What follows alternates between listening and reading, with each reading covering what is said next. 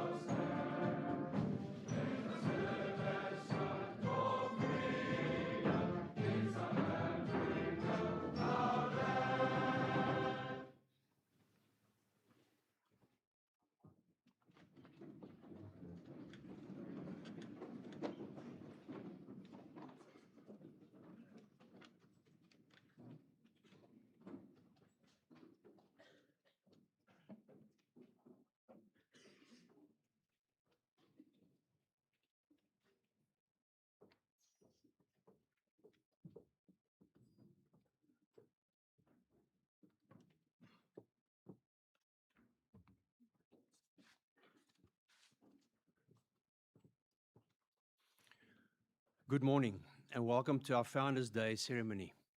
A warm word of welcome to our special guests, member of the school governing body, current heads of the campus schools, namely Mr. Cedric Pullman of Boys Junior School, Dr. Jen Wallace of Girls High School, former and current principals, deputy principals and visiting staff.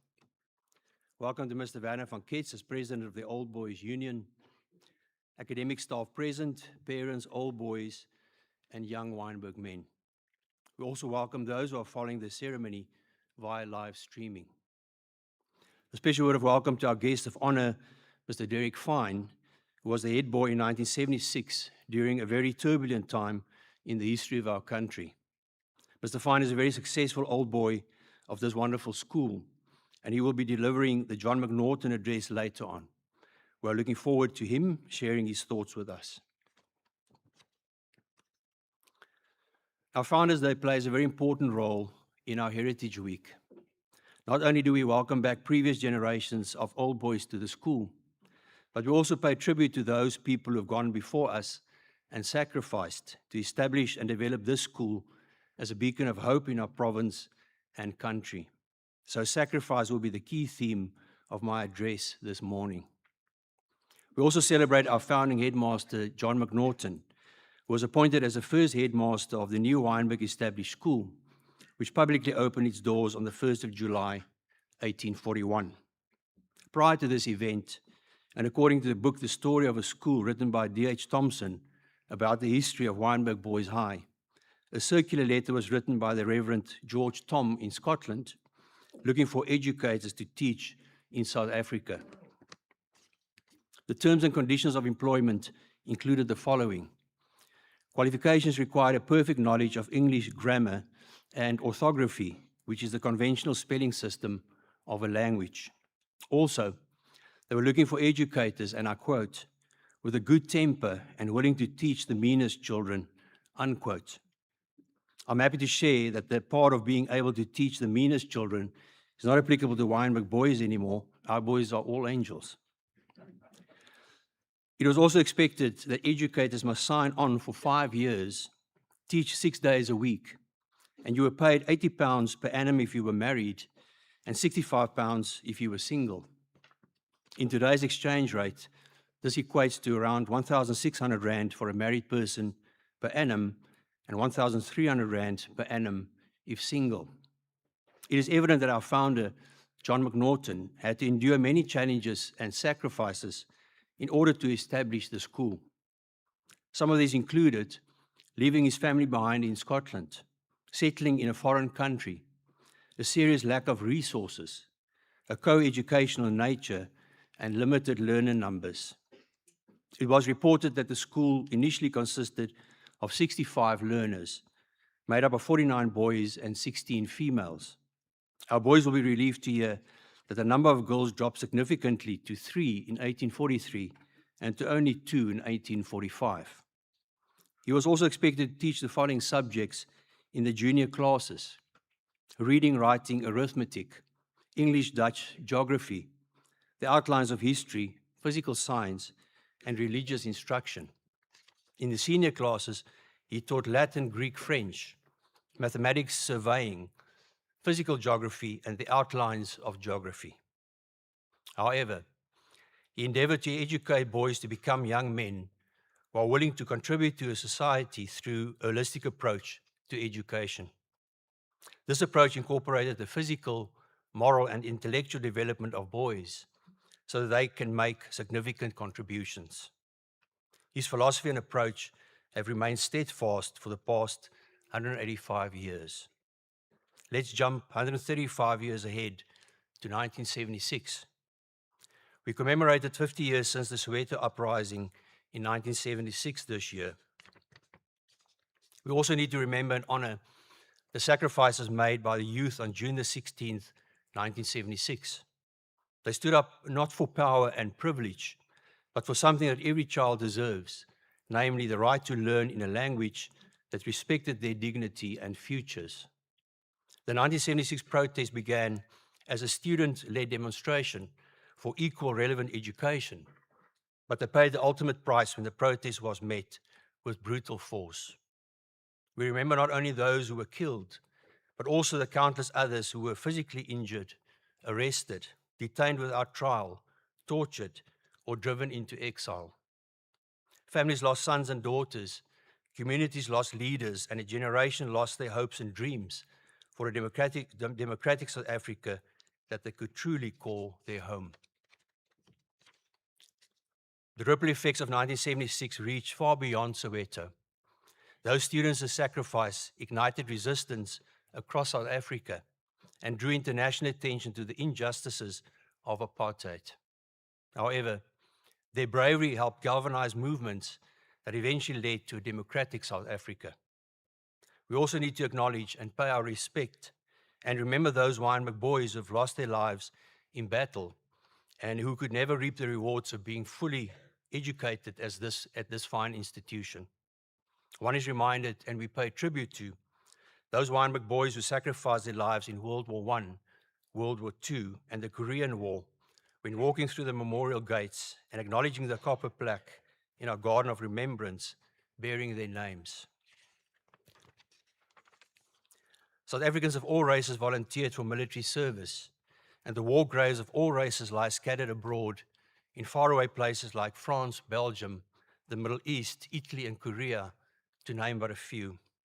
Closer to home, we should also remember the many South Africans of all races who died in the conflicts on our borders and in the liberation struggles of the 1960s, 70s, and 1980s.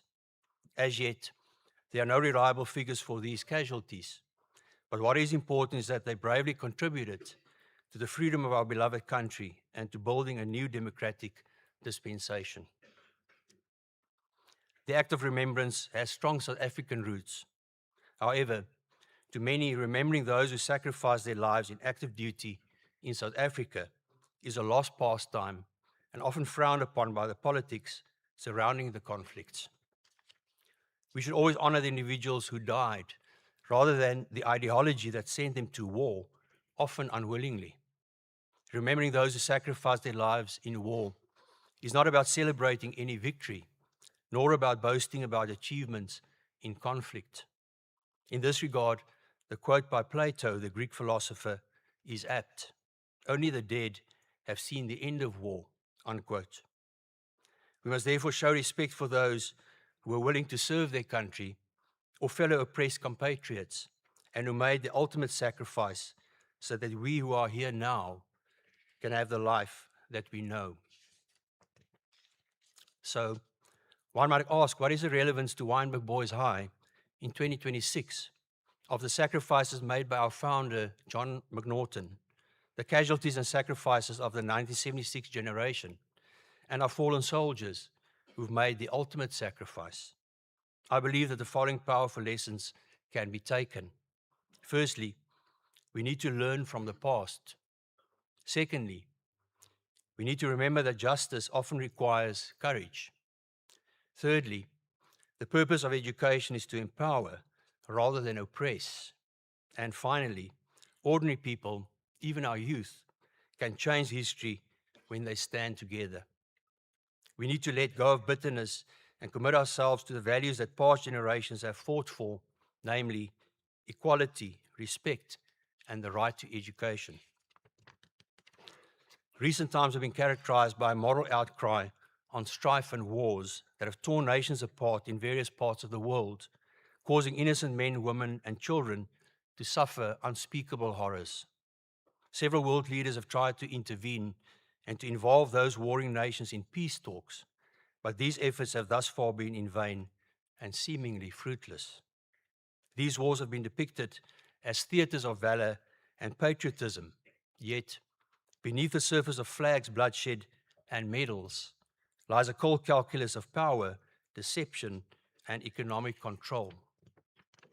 Nations, therefore, need to talk more and not resort to violence and find mutually beneficial solutions.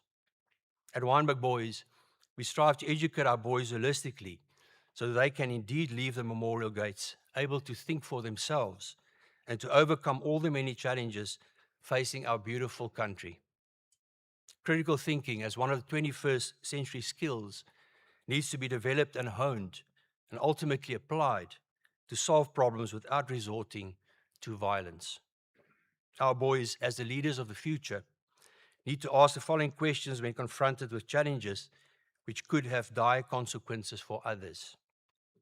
Is a plan of action necessary? Is it conducive to result in a win-win situation? If not, what will the potential costs or fallouts be? And have clear exit strategies been identified? Many of our Wynberg men here today have never and probably will never experience the ravages of war. Many of you will also probably only glancingly take note of the copper plaques of fallen soldiers if you've been affected by wars, perhaps by losing an extended family member a long time ago. To many of you, the reading of the names of Wynberg boys on the Roll of Honor will therefore bear little significance. And yet, it is our duty to remember these names. The wars that we as South Africans are fighting today are not fought on any battlefield on our borders or at faraway locations. As South Africans, we fight an invisible enemy who have invaded our borders, neighborhoods, and homes. As South Africans unite to strive to unite as a nation in the midst of trying times characterized by several seemingly debilitating challenges, we need to commit to the quest for a non-racial, equal, and inclusive society, free from the horrors of conflict, prejudice, or oppression. South Africa is in the grip of wide-ranging crises, especially affecting the poor and vulnerable.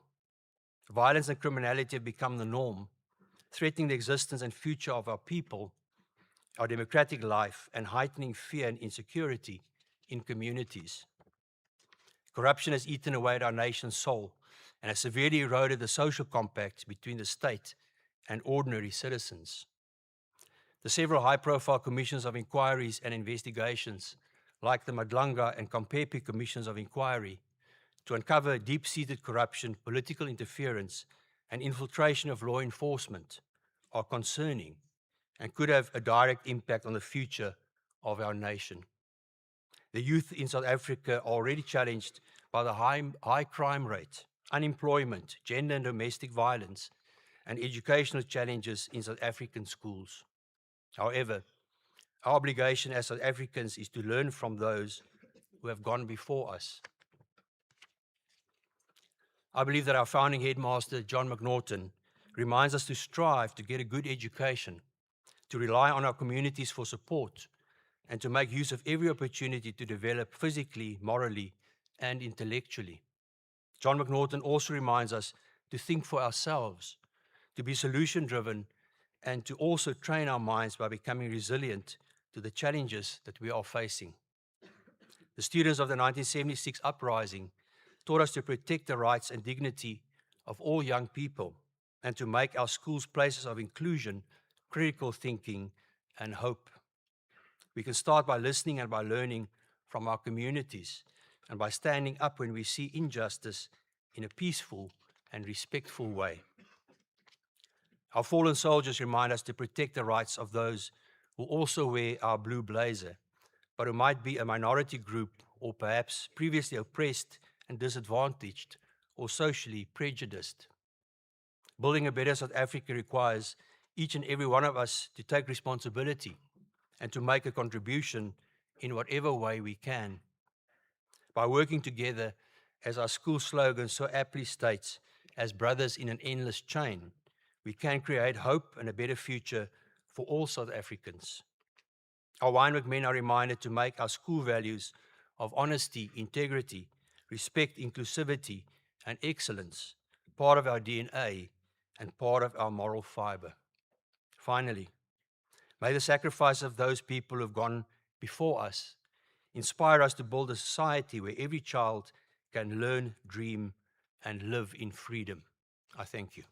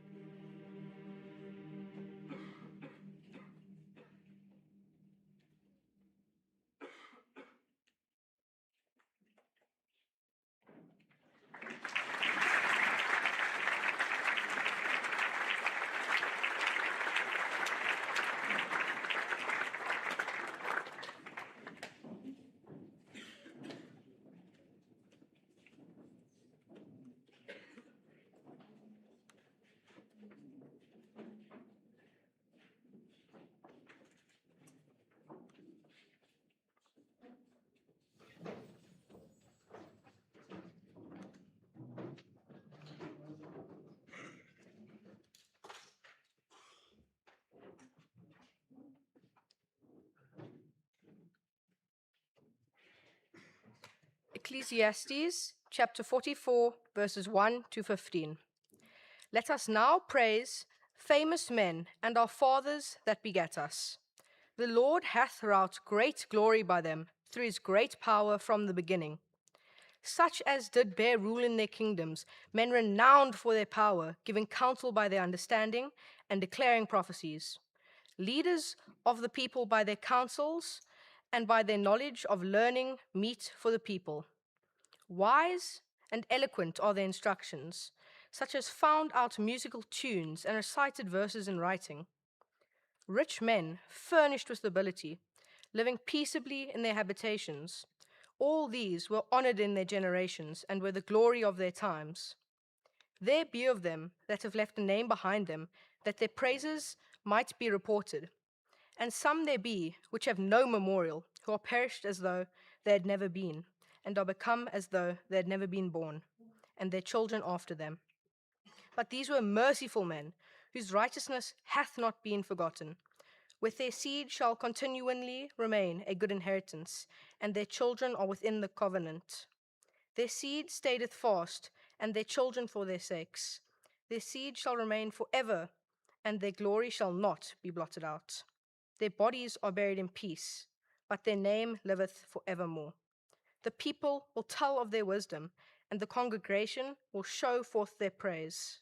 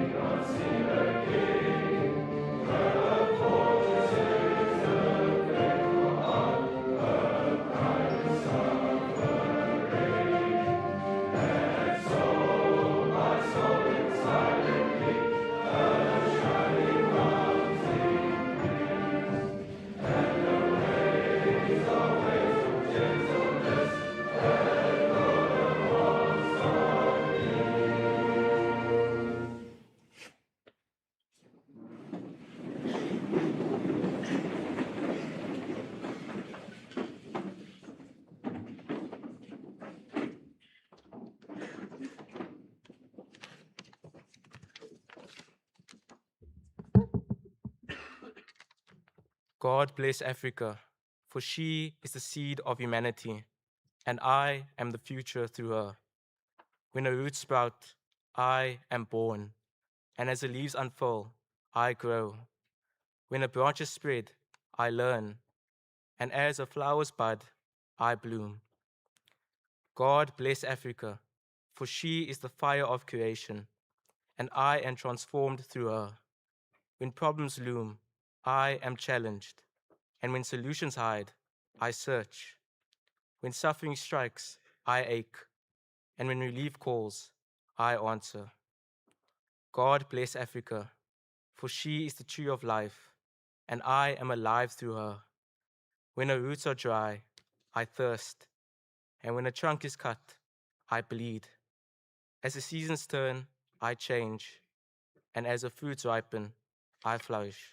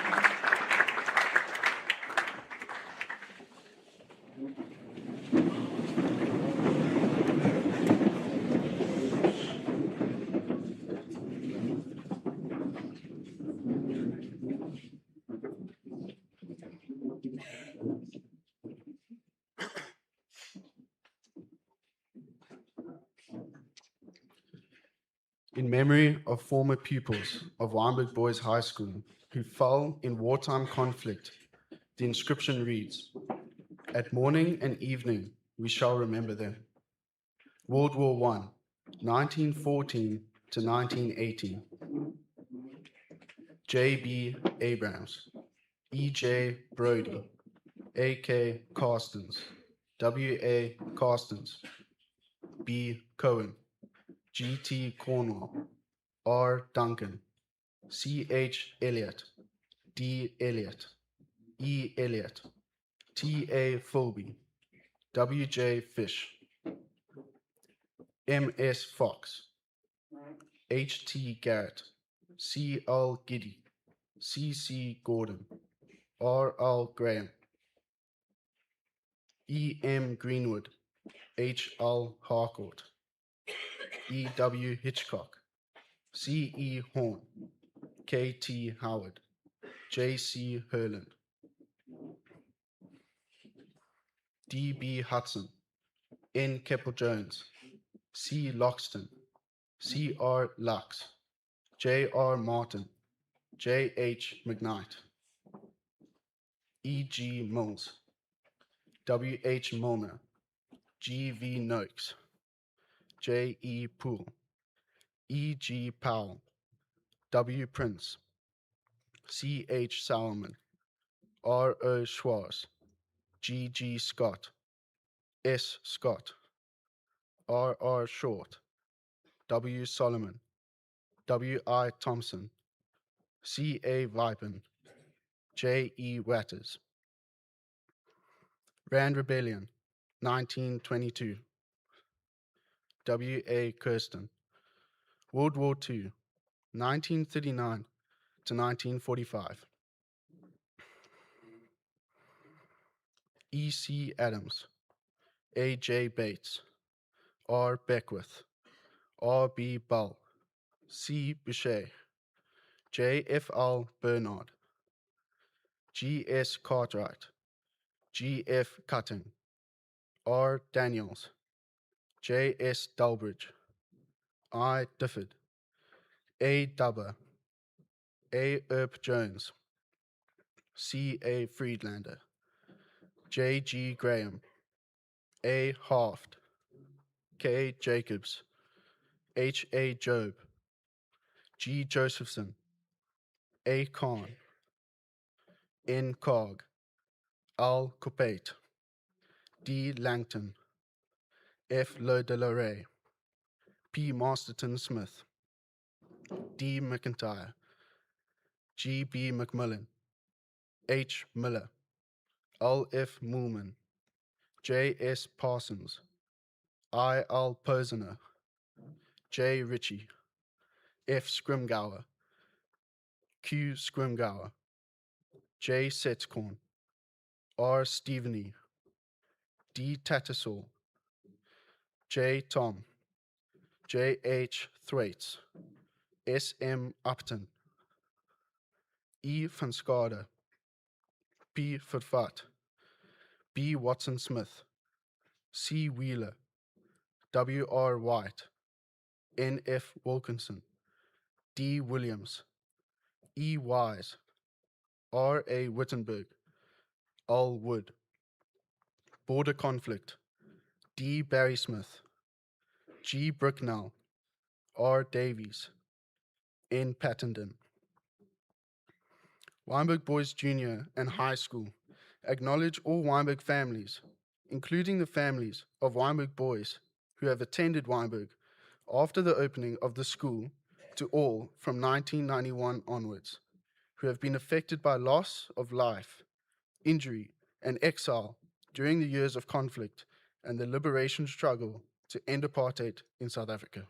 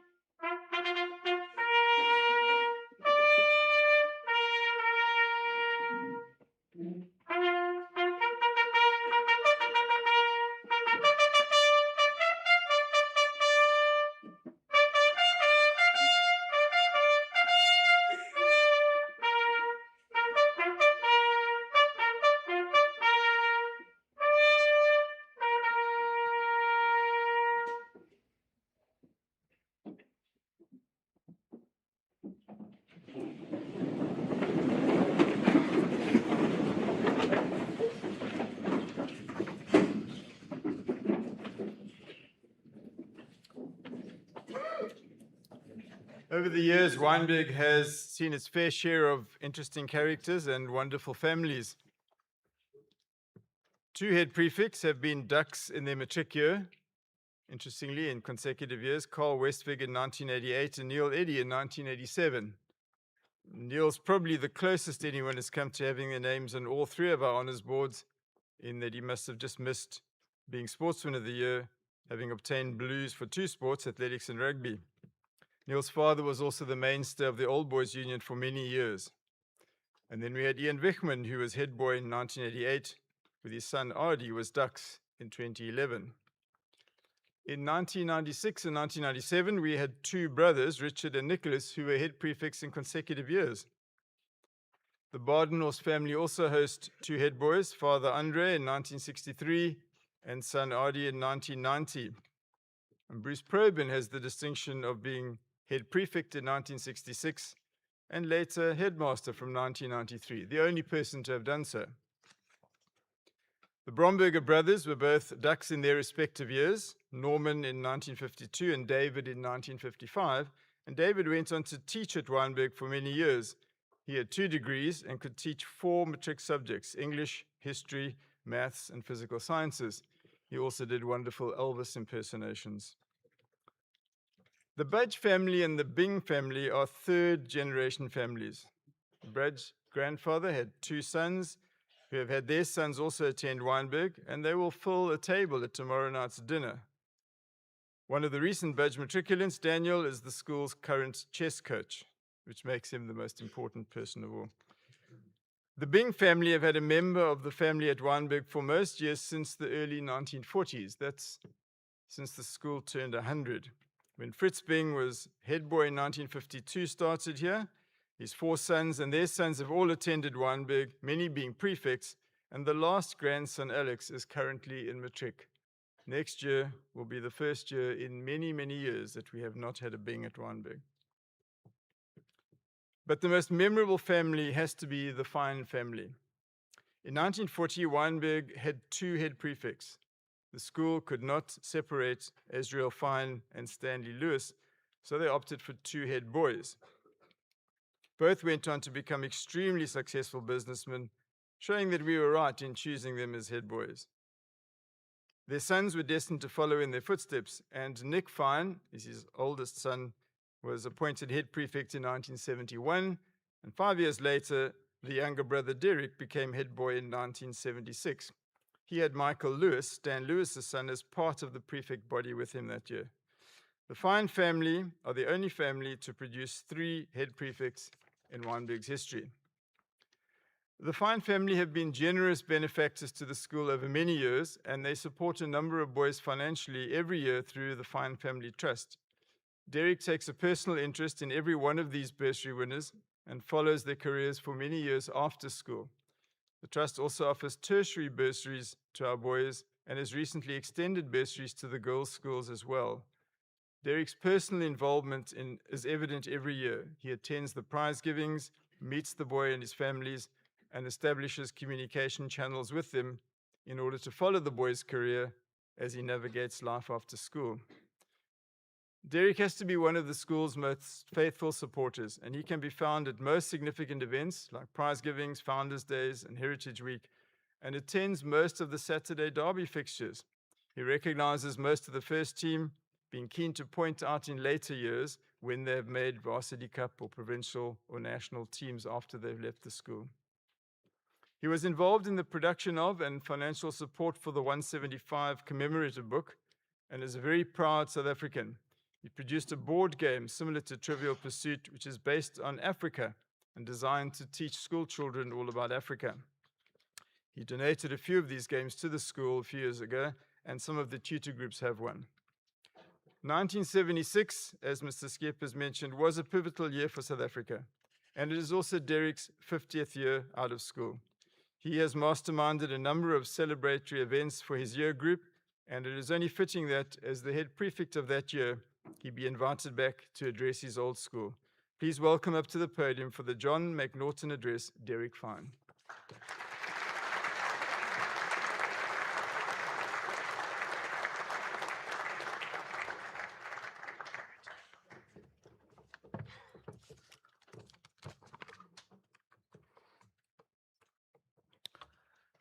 For 2026 Heritage Week, together with my 1976 brothers, we planted an evergreen tree next to the Bill Bowden Old Boys Pavilion. As we celebrate 50 years of our 1976 class, this tree and its plaque will be a memorial to our Wynberg brothers in an endless chain from our year who've passed on. Thank you to Headmaster Dion Skeepers and to Deputy Principal Larry Moser for inviting me. It's an honor and very nostalgic for me to be talking to you all as the Wynberg community of 2026. I want to acknowledge in the audience 3 of the men from our 1976 class. There were 30 of us. We got together yesterday for a reunion at the Bill Bowden Pavilion. We had some lamb on the spit and drank some lemonades. And I want to acknowledge Rick and Chris and David, and apologies to anyone I haven't seen. I also want to acknowledge 3 special people in my life who are here today: my brother Nick, my stepmother Josephine, and my partner Siandiswa. I also want to acknowledge 2 of our teachers we had 4 of our teachers from 1976 who were with us yesterday at our reunion. 2 of them are here today. Neil Crawford, who was our PT teacher, gave us a really tough time at school, and went on to be a headmaster and various things in many other schools. And Keith Richardson, who was our Latin teacher, who had the pleasure of teaching our Latin class of 6 pupils in our matric year. I've called my talk An Evergreen Tree for Our Brothers in an Endless Chain. Firstly, I'm going to reflect briefly on how things were at Wynberg and in our country in 1976. Secondly, share some memories of characters from that time. And thirdly, talk about how our school has transformed for the better into a multicultural mosaic that we are so proud of in its 185th year. I ask you to flash back to the momentous year of the 1976 uprisings. Can you imagine being in an all-white school and making our junior prefects guard the school gates from our colored and African peers from nearby schools? This was a very militarized, conflict-ridden time, shaped by the reality of apartheid group areas and schools. Wynberg, through no choice of its own, was part of this reality. Unlike today, when you guys have a say, for example, deciding on who will speak at your matric valedictory, then we were in a strictly top-down setup where we were told what to do. We got cuts for misbehaving, had really strict haircut inspections, marched in brown cadet uniforms on Fridays, and as junior prefects in 1975, we were subjected to humiliating prefect initiation rituals by the senior prefects of that year. Fast forward to the 1980 prefect's installation. I spoke as the returning 1976 head prefect and shared positive memories of my 12 years at Wynberg.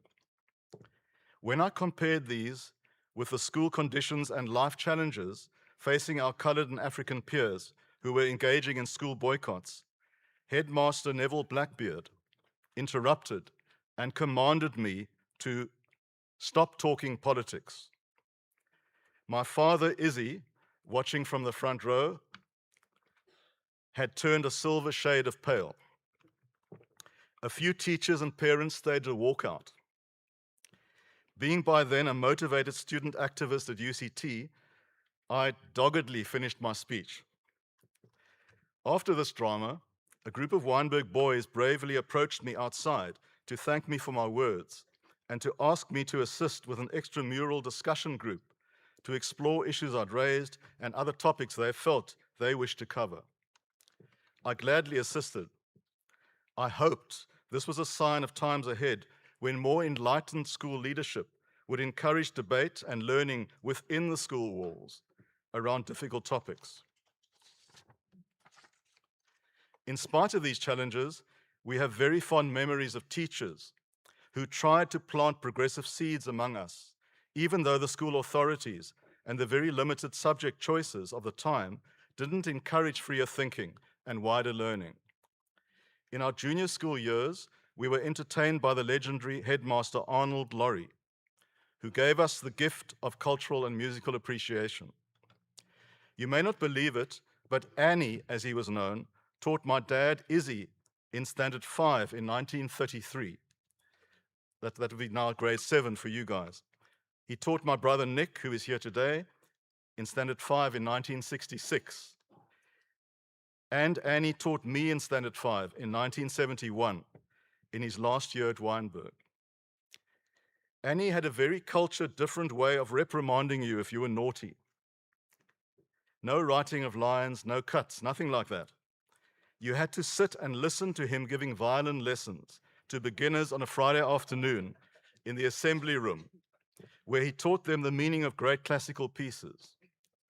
I promise you that after suffering the sound of screeching violins for 2 hours, you made sure you never went to detention again.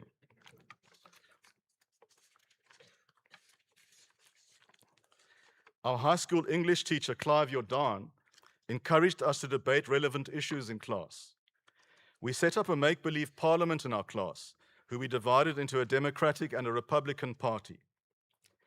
Our Democratic Party president was Michael Lewis, who was so overcome by the pressures of holding power that when we faced a coup d'etat by the Republicans, he asked me to speak as his vice president. Thinking I was being super clever, I used the famous words of Louis XV of France.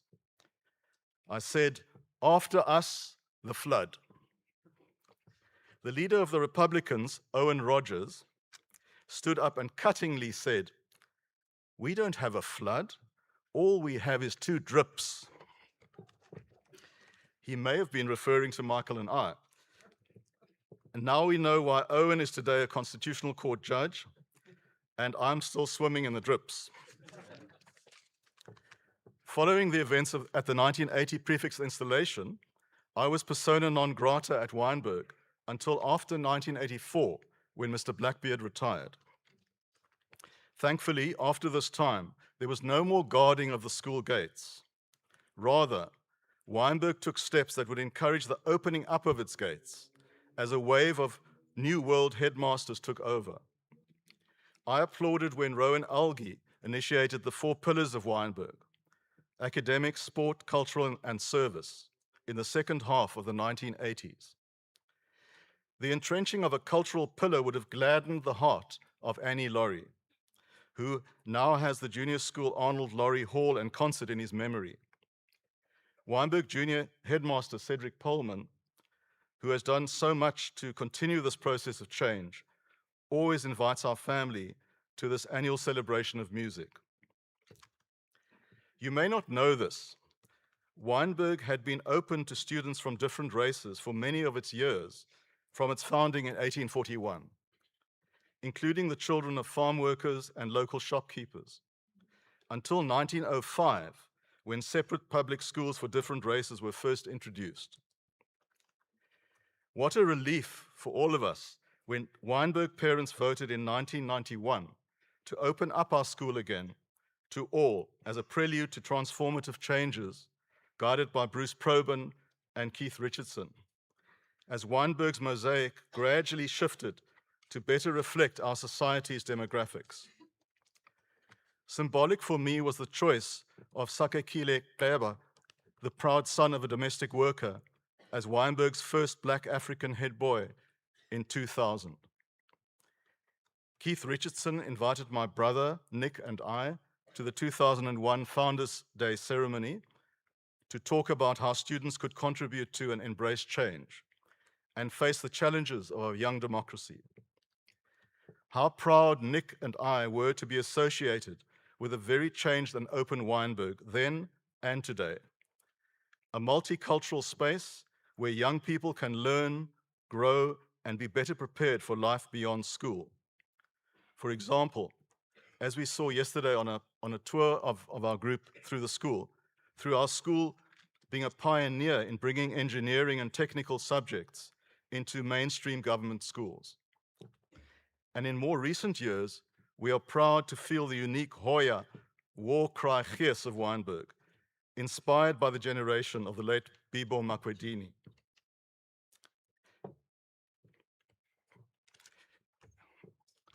You guys were on fire at the Stormers All Blacks game. Back to our family bond with Wynberg. Our mother Moira and sister Andrea attended Wynberg Girls Junior and High schools, while my father, brother, and I were old faithfuls of Wynberg Boys Junior and High from sub A until standard 10. That'll be grade 1 to 12 of today. We try to give something back to a thriving Wynberg campus of schools through the Azrael and Moira Fine Foundation set up by our parents. Currently, we support 9 students via 7 bursaries at the 4 Wynberg girls and boys schools.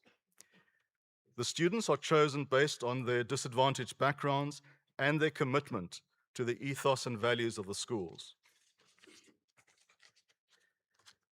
I was honored to be part of Neil Veach's Wynberg 175 book, Brothers in an Endless Chain, as an editor and contributor.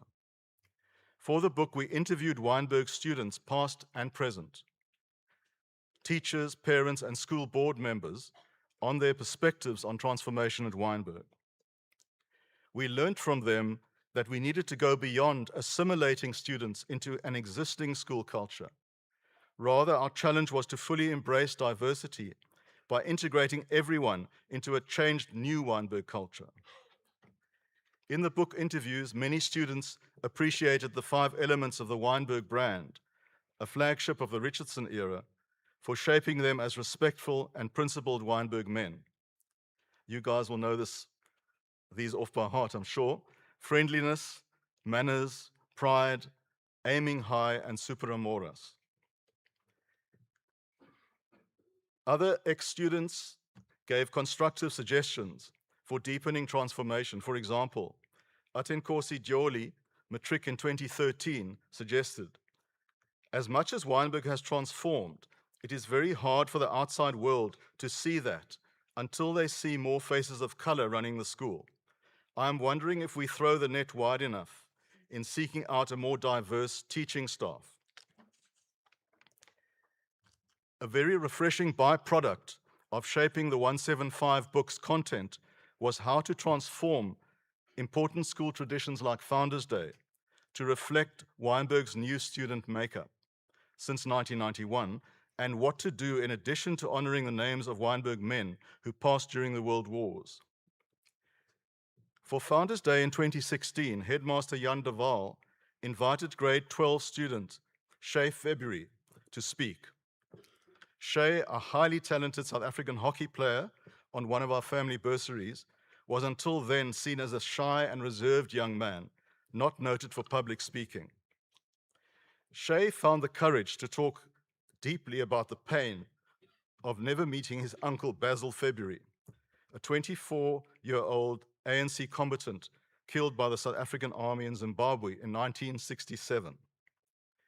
Shay said, "Today I remember my Uncle Basil and all those who put up a brave fight for the freedom we enjoy and a better South Africa." I sat heavy with emotion next to Shay's teary gran, Mom Colette, and Dad Terry, listening to his moving address. A truly unforgettable Wynberg change moment. Inspired by Shay's watershed speech, and with the support of Jan de Waal, we developed a more inclusive Our Dedication to All Wynberg Generations in the 175 book and in all future Founders Day ceremonies from 2017 onwards. And this was the dedication that James read earlier today.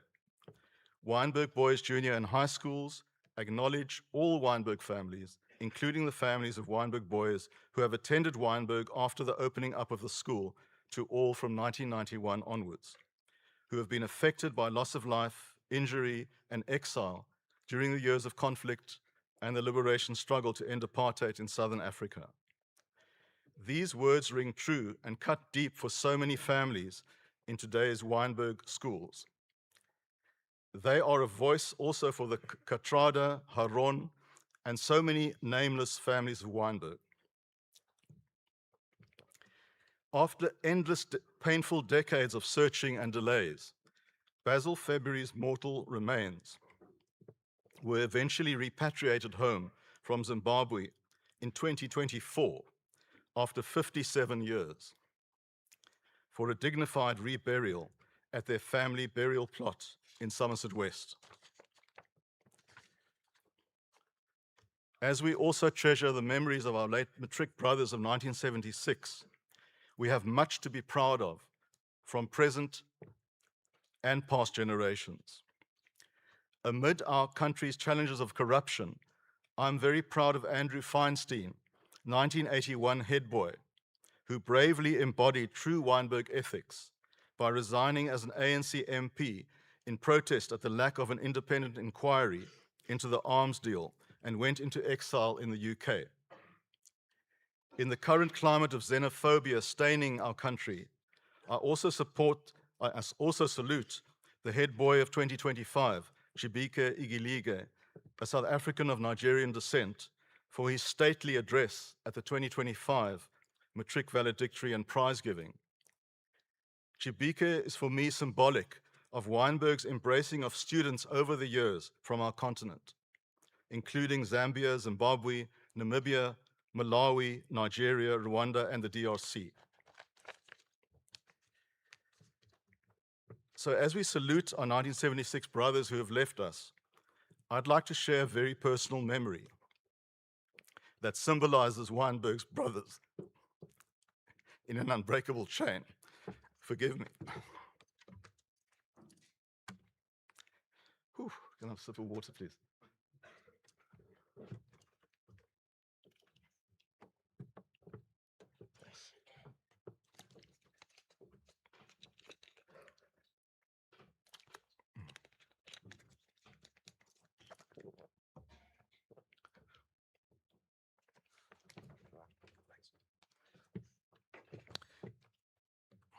As we heard from Larry Moser, my dad Izzy and his lifelong friend Stanley Lewis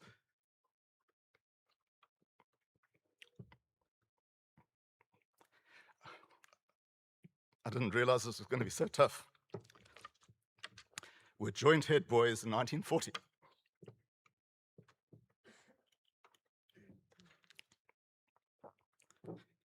Whew, okay, let me try again.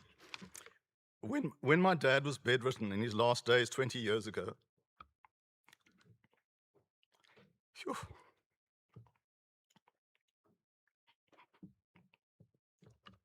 in 2006, Stanley came out from London to say goodbye. I was at my parents' home in Claremont at the time. These Wynberg brothers shared some time on their own, chatting and reminiscing.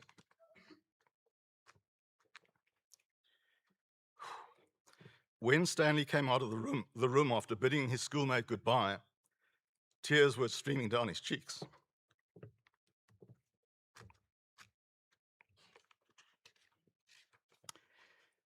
When I went in to check on Dad, he had drifted off into what looked like a very peaceful sleep.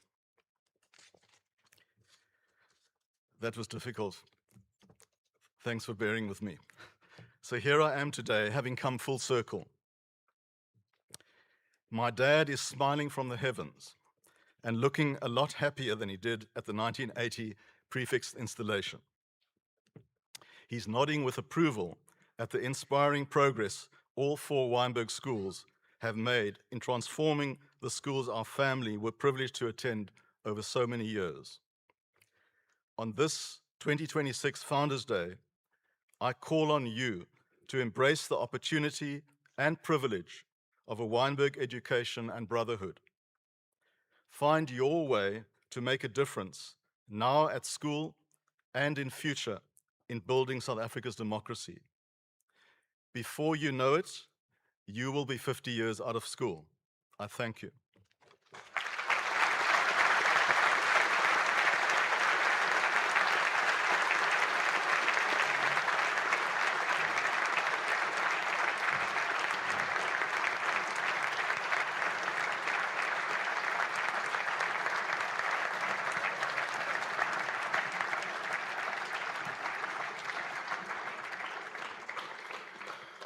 Thank you so much, sir, for your time and for your words.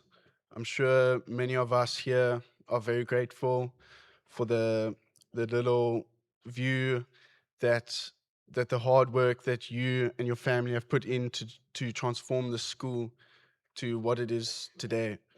Wynberg, I believe, is such a special school because of the diversity and just the embrace that each and every single boy takes, and the opportunities that they have at this school. And I believe that we are so thankful to you, sir, for that. So this is a small token of our appreciation to you, sir.